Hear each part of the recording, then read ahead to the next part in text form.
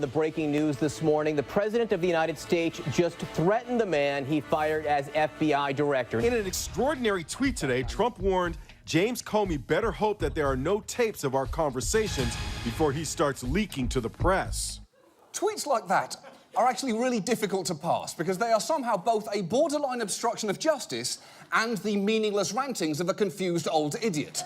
They exist in two opposite states simultaneously. Trump is truly a Schrodinger's arsehole. And I will say this, if he is recording everything that happens in the Oval Office, I actually don't want to hear those tapes. Because I'm assuming it's just his voice muttering the sentence, "I never wanted any of this," over and over again, occasionally interrupted by mattress commercial jingles and string cheese farts.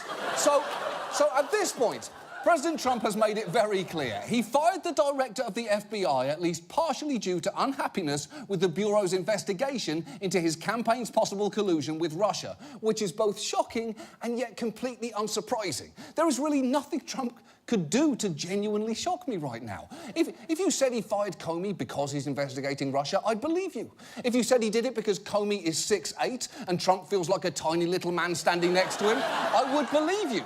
If you said he fired Comey, walked into the Oval Office, spread peanut butter on his genitals, brought in 35 squirrels and yelled, "Buckle up, Daddy's brought dinner," I'd say, sure, yeah, sure, why not? That sounds like something the President of the United States would do. That's the world we live in now. You know what? It is too easy to point at Trump being crazy. That's what he does. That is not going to stop, and it's going to be exhausting for everyone. The important question is, what do the rest of us do? And that brings us to Congress. 534 people less annoying than Ted Cruz, and also Ted Cruz.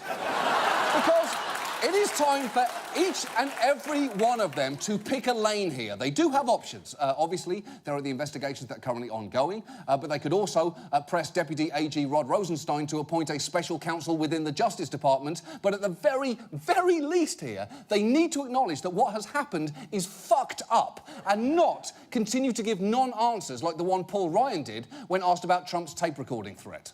I've decided I'm not going to comment on the tweets of the day or the hour. I haven't seen them all, to be candid with you.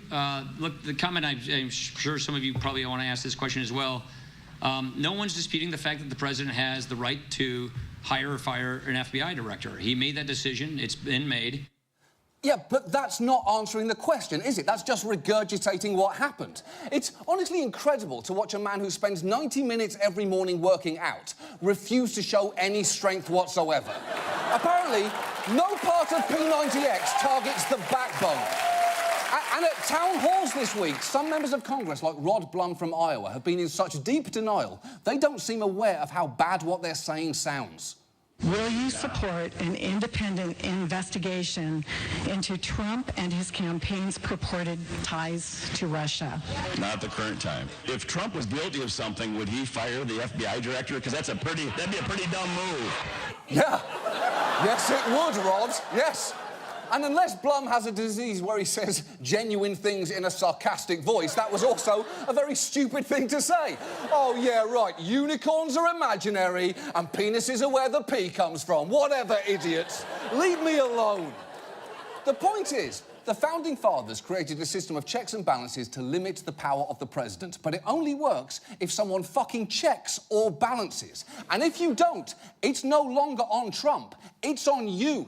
Because when you've got the presidential equivalent of a 5-year-old shitting on the salad bar of a Ruby Tuesdays, at some point, you stop blaming the 5-year-old and you start blaming the people who are not stopping him. Stop that boy, that's what I'm saying. Stop that boy now. Now, for now, moving on to a quick update.